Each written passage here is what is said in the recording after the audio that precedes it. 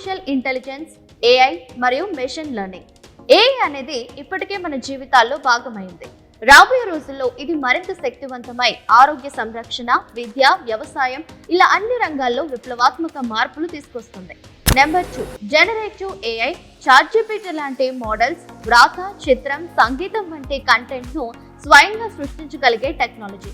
సృజనాత్మక రంగాల్లో ఇది ఒక పెద్ద పెరిగిన శక్తి. Number 3, quantum computering. ఇది super powerful computering technology. Medical research, climate modelling, security రంగాల్లో ఇది విప్లవాత్మక మార్పులు తేవగలదు. నెంబర్ 4, 5G మరియు 6G టెక్నాలజీ. వేగవంతమైన డేటా కమ్యూనికేషన్ వల్ల ఇంటర్నెట్ అనుభవం మారిపోతుంది. 6G ద్వారా మరింత వేగం, తక్కువ లాటెన్సీ అందుతుంది.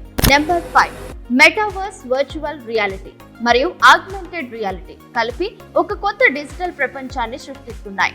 భవిష్యత్తులో ఈ టెక్నాలజీ ద్వారా మానవుల మానసిక అనుభవం మారుతూ వస్తుంది.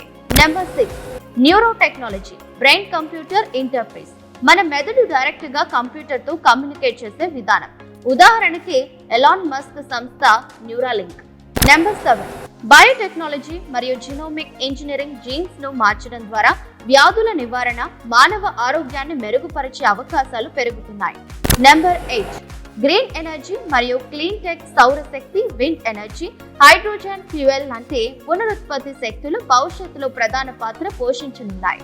నెంబర్ 9, రోబోటిక్స్ మరియు ఆటోమేషన్. ఫ్యాక్టరీలలోనే కాదు, ఇంట్లో కూడా మన పని తక్కువ చేసేందుకు సహాయపడే రోబోట్స్ ప్రాముఖ్యం పెరుగుతుంది. Number 10, space technology. Space X, ISRO లాంటి సంస్థలు తక్కువ ఖర్చుతో అంతరిక్ష ప్రయాణాలు, మానవులను చంద్రుని మీదకి, మార్స్ వైపు తీసుకెళ్లే ప్రయత్నాల్లో ఉన్నాయి. ఈ టెక్నాలజీలు మన భవిష్యత్తును పూర్తిగా మార్చబోతున్నాయి. మీరు ఏ టెక్నాలజీకి ఎక్కువ ఆసక్తిగా ఉన్నారో కామెంట్లో చెప్పండి.